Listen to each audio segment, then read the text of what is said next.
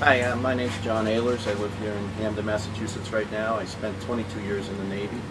I was originally from Cambridge, Massachusetts, and when I completed high school in 1974, I attended the Naval Academy until 1978, and I graduated and then was in the Nuclear Submarine Force until I retired in 2001.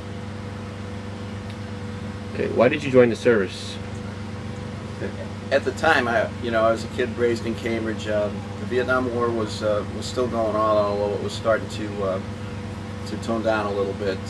So I can't say that I joined to avoid the draft or anything like that. But I was looking for an education. I came from a working class family, and I had a sister before me, and I knew that if I could find a way to get an education that wouldn't be so much of a burden on my own parents, that it would be helpful. And I was kind of interested in Navy Air. I kind of was taken with the whole thing about flying jets and stuff like that. So that was kind of my initial motivation. Unfortunately, once I got into the Naval Academy and I got there and discovered I had hay fever, which I'd always had, I learned after it was too late to turn around that I couldn't fly, that they wouldn't take people into the program that had hay fever. But the Nuclear Submarine Force was a pretty good second option, and I really have no regrets that I did that. And what were you doing before you joined the service? Well, I was just a high school kid growing up in Cambridge. I had a few jobs. I was a short order cook for a while at a little pizza parlor, and I was a volunteer at the Museum of Science. I think that kind of got me going on the whole technical aspect of things in science. I was an engineering major at the Naval Academy. And then my last job, I was kind of just like a stock clerk at a big box store, sort of like it'd be akin to working at a Target in these days. What made you join the Navy versus the other branches of the service? I think I really liked. I kind of seeing what happened in Vietnam. I knew that if I joined the Army or the Marine Corps, I'd be just kind of running around in the woods or the jungle or whatever with a rifle on my back, and that didn't really appeal to me. And it just seemed that for somebody that had technical aspirations, the Navy or the Air Force would probably be the way to go. And I can't really say why I picked one over the other. I think it was just by chance. I did not apply to the Air Force Academy, but I did apply to the Naval Academy. How did your parents feel about you joining the service? Well, they're they're from the generation, the World War II generation. My dad was in World War II. They were very patriotic, they still are, and they remain to this day. They're still alive and remain very proud of my service, so there was no issue there at all. Can you describe or explain in detail about your Naval Academy experience? Yeah, it's funny. I was in the class of 1978, and I guess the thing that I remember most, I mean, I entered in July of '74, and they call it plebe summer, where they kind of strip you down, and it's boot camp. It's akin to boot camp. It's not the same as boot camp, but it's the same type of philosophy where you kind of you take these kids that have been coddled high schoolers and they're away from home for the first time for a long period, and you try to turn them into people that will become valuable members of the service they're in. So the first summer was tough. I think we entered with about 1,500 people in my class. We graduated about 944. So you lose a lot along the way. But I made a lot of good friends there, and once you survive that, I mean, the only other thing of note was 2 years later, when I was a junior, the first women entered the Naval Academy, and we went through that whole transition period with women at the service academies. And although they weren't in my class, I was able to kind of observe life without women for 2 years, and then life with women for 2 years. And it was kind of a neat thing to be kind of just sort of set aside, not totally involved in it, but kind of watching how all that transition happened and all the growing pains and everything associated with that. Do you have any interesting stories from the Naval Academy? Or? From the Naval Academy, I don't know.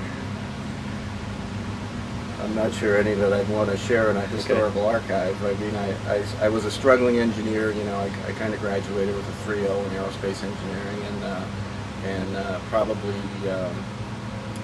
spent a little too much time having fun or not enough time studying. But it's funny. One of my classmates, we had a very close. We were in a company. You're broken down into companies, and our company. I was in 10th company.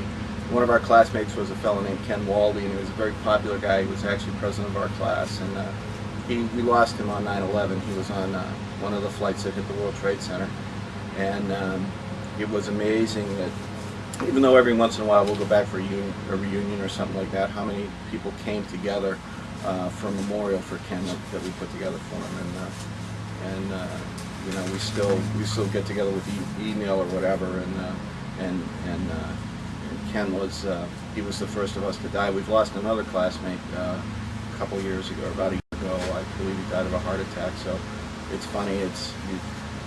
In 1978, you think that nothing can stop you, and now we're starting to we're not dropping like flies, but we're starting to see our own mortality a little bit. On your part, was there any culture shock on meeting people from different parts of the country? Yeah, my first roommate was from Headland, Alabama.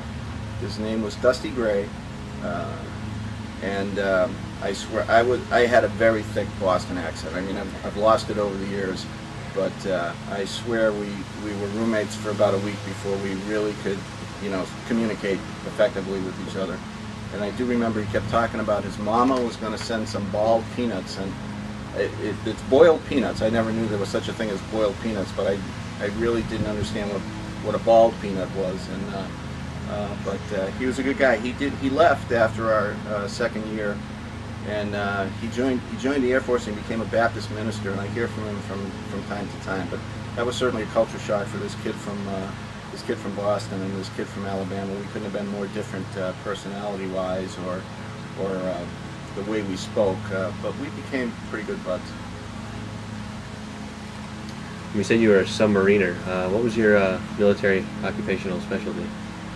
Well, I was an officer, so officers don't really have an MOS, but it's akin to our designator would be nuclear submarine. So that's what it was. You come in from college. You're in those days it was Admiral Rickover's Navy, and you went to after you graduated from college, you went to a year of specific training for nuclear power, 6 months of basically theory. At the time was in Orlando, Florida, and then you went to a 6-month prototype that was right around here. It's in Windsor, Connecticut. It's since shut down. And after that year, then you went to kind of a 3-month course about just submarines themselves before you even got to your first ship. So I graduated in June of 1978, but I reported to my first ship in January of 1981. So there was still a lot of training to be had before you even got to your first ship. And then as you progress through your career, you've always got that nuclear kind of the nuclear thing about what you do. Your first ship, you qualify as a watch officer in the nuclear plant, and then before you leave that ship, they take you back to Washington, D.C., where you take another test. It's a 2-day battery of tests to qualify to be a department head on your next tour. And if you don't pass that, then you're not really a submariner anymore. So they kind of keep track of you, and even guys that go on to be the commanding officer of a nuclear submarine have to go to Washington one more time for like 6 months before they get their command. So they're very, very serious, and it's a very well trained, not a very humorous organization to be in, but certainly they know their stuff. And I always felt that the best training I ever had was the training I got in Admiral Rickover's Navy. Can you describe a typical day aboard a submarine? Yeah, it's funny. I was in the pool with my daughter yesterday, and she asked me that very question. So I've actually practiced this. But I'll tell you from a perspective of one of the submarines I was on. I was the navigator. I was a department head, and the day would go kind of like this. A routine day at sea. I'd get up in the morning. I'd go look at the chart and make sure we hadn't got lost while I was asleep, because it's important. The navigator, you know where you are, and make sure we're pointed the ship in the right direction, and then I check the radio message boards, because when you're underwater, the only communication you have with the ship is the messages that they send to you. We never really sent too many messages off the ship, and I'd see if there were any changes in where we were going, what we were supposed to do, or any other obligations that the ship was going to have. I'd probably have a discussion with the commanding officer and the executive officer, the number one and number two on the ship, sometime in the morning. And then there'd probably be some training that I would either have to give or attend or do something, and that would kind of take me up to the noon meal. And then generally on certain days after the noon meal, I generally would stand a watch. I would stand a 6-hour watch where I'd be either driving the ship or in the engineering plant, kind of watching the steam flow back there. And during that watch, it was generally in the afternoons, a drill period where the ship would run a fire drill or a flooding drill or some sort of reactor casualty drill. And the drills were they're extensive, and they required, most of them required all hands to get up and try to put the fire out or whatever. So that would kind of take up your afternoon. Then in the evening we'd have a meal, and generally I would again check any new radio messages that came in, discuss, get together with my the senior enlisted people that worked for me, and talk about what our plans were for fixing anything that needed to be broken or any upcoming training we had to do. Then the department heads would get together with the captain and the XO, and we'd have a meeting and talk about what tomorrow was going to be like. And then after that, we'd watch a movie. And after the movie, on sometimes I'd work out. I'd try to work out. The ship would have treadmills or rowing machines or whatever, something that you could kind of burn a little energy off. And by that time, it was time to go to bed and then just start the day again the next day. So that was kind of a typical day at sea on that type of a ship. Can you talk about a little bit about your first experience aboard a submarine? I mean, how you felt first time you were aboard one when you were underwater in the confined quarters? Well, it's funny, when I was at the Naval Academy, they actually sent me to sea twice. Once was kind of an introductory thing where you were just out for like 12 hours and came back. And I guess you figure out if you're claustrophobic, but just in that, because if you're claustrophobic, you figure it out in an hour. You don't figure it out in a year. So I knew I was interested. It seemed like the crew was well trained and interested in what they were doing, and I had been earlier on a surface ship for a similar type thing, and I can't say that I had similar experience. That I felt that I definitely felt the environment on the submarine was a better environment, so I think that's one of the reasons I chose it. And then before your senior year, they'll send you to sea for about 6 weeks on a ship. And since I was interested in submarines, I got to go on a submarine. And I actually had to go over to Italy, and I picked up a ship that was deployed, a fast attack submarine in the Mediterranean. And it was the height of the Cold War, and we were doing all kinds of, there was, Russians around and us, and the cat and mouse games that you would play, and it was very interesting. It was a good ship. I had met some very good officers there that I had a lot of respect for, and that really solidified my decision to stay in the submarine force.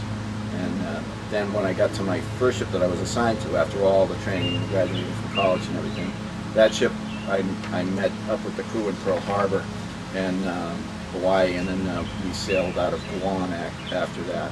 And your first assignment is you've got a lot to do. You have to qualify. You're told that you don't pay the rent until you start standing watch by yourself. If you just back there on watch as under instruction. That's my dog. I'll just be right back. All right, so we're back. My dog's taking care of business right now, but so you're basically very busy.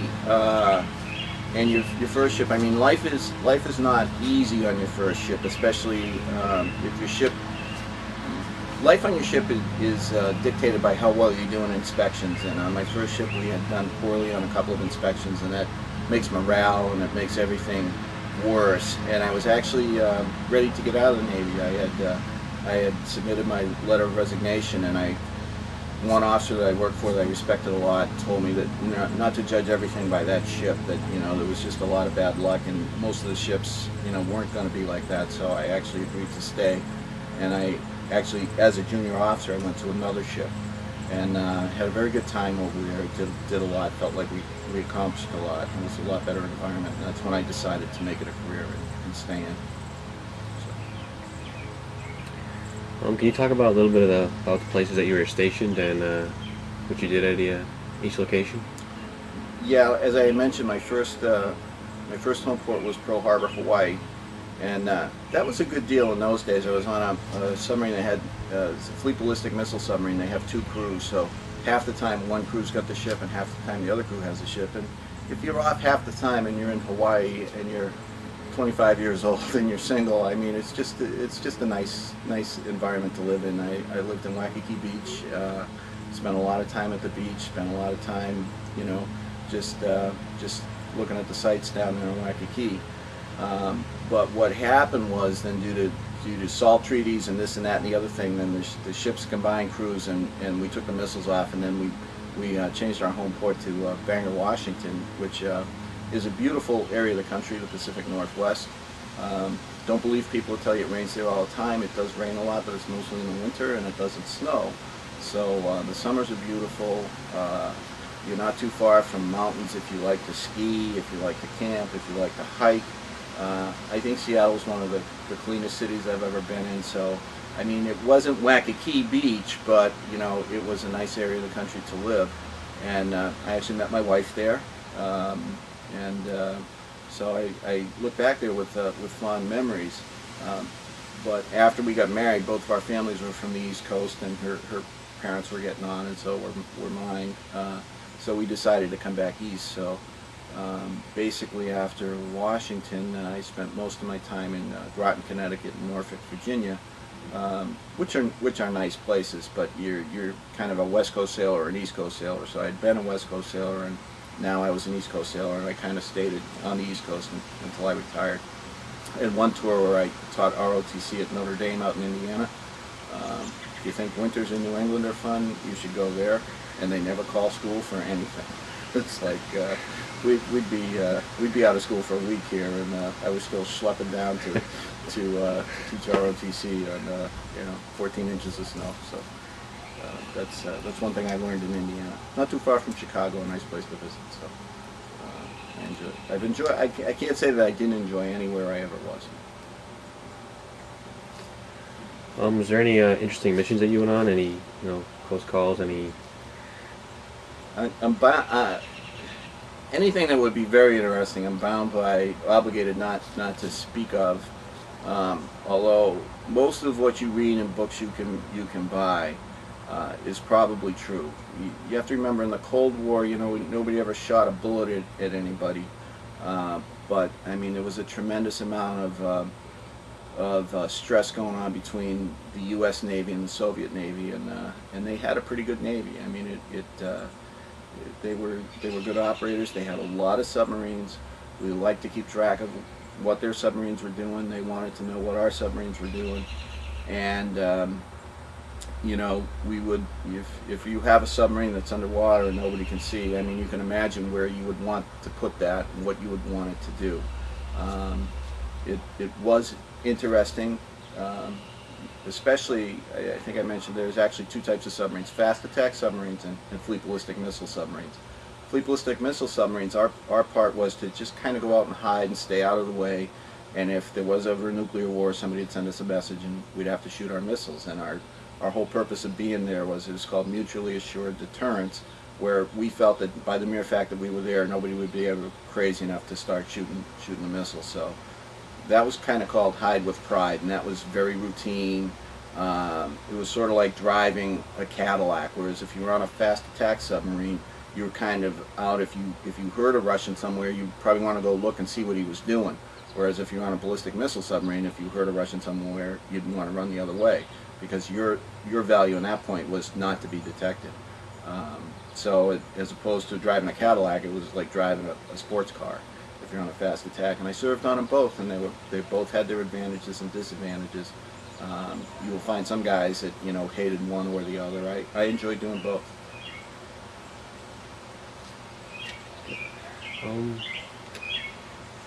When did you retire from the Navy? I retired in 2001. I had originally was going to retire in 1999, but I had a health issue that kept me in for a couple of years. So I actually retired in 2001, and that's when I relocated up here to Western Massachusetts. Do you have any regrets about leaving the military or Navy, or miss it at all? Or I have no regrets about the time I spent there, but I really don't. I don't miss it. I mean, 22 years was a long time to be doing it, and I just I'm glad I'm not doing it anymore. But I don't regret that I was in. And lastly, what are you doing today as far as? I work at ISO New England. They control the electricity market in New England, and they run the electric grid. And for a guy like me, I work rotating shift work, which is kind of funny, but if you're in the Navy for 22 years, I mean, being up at 2 o'clock in the morning is nothing new. And it's like air traffic control for electricity, and the difference between what I do now and what I did in the Navy was, when I was in the Navy, what I did in those 6 hours I was on watch a day, that was always kind of fun, just watching the plant, taking care of things, problems that happen. But you know, what you did after that, all your administration and, you know, taking care of your people, which I didn't regret having to do, but it was a tremendous amount of what you did. And now I have this job where I get to do all the fun stuff. I just stand watch, and you know, when I leave at night, nothing really comes with me. I don't have to worry about a report that's doing anything like that. So that's the advantage to what I do now, and that's why I like really what I'm doing, and why it's worth, you know, being up at 2 o'clock in the morning to have a job like that. All right, well, that's all the questions that I have. Is there anything else that you would like to add, or? No, I guess, you know, for the archive purposes, I told you at the beginning that, you know, the draft really wasn't an issue for me when I came in, but I remember when I was younger in the service, and I would be talking to these older chief petty officers and stuff, and I'd say, hey, why did you come in the Navy? And, you know, a common answer was, well, they had a lottery and I won, and, you know, again, my choice was, if I didn't make a choice, I figured I was going to be running around in the jungle getting shot at. And for guys that were lucky enough to have the technical ability to pass certain tests or whatever, you know, the submarine force was a great place to be. People weren't shooting at you, you were still helping your country, and you know, and it's really, I have the utmost respect for those Marines and Army guys that went out there. But you know, it's something I'm not sure a lot of people, you know, for a historical perspective, you know, and I'm certainly not putting down the guys that joined the submarine force, but it certainly was a decision-making issue for them, that they knew they were going to have to go in. They didn't feel like they wanted to go to Canada to avoid it, but they chose a service where they, you know, where their survival was probably a little better probability than maybe choosing a different service. So that was something that kind of stuck with me when I was a younger man, and I talked to these guys, and I heard that more than once. You know, I had to join something, so this seemed like a good thing to do.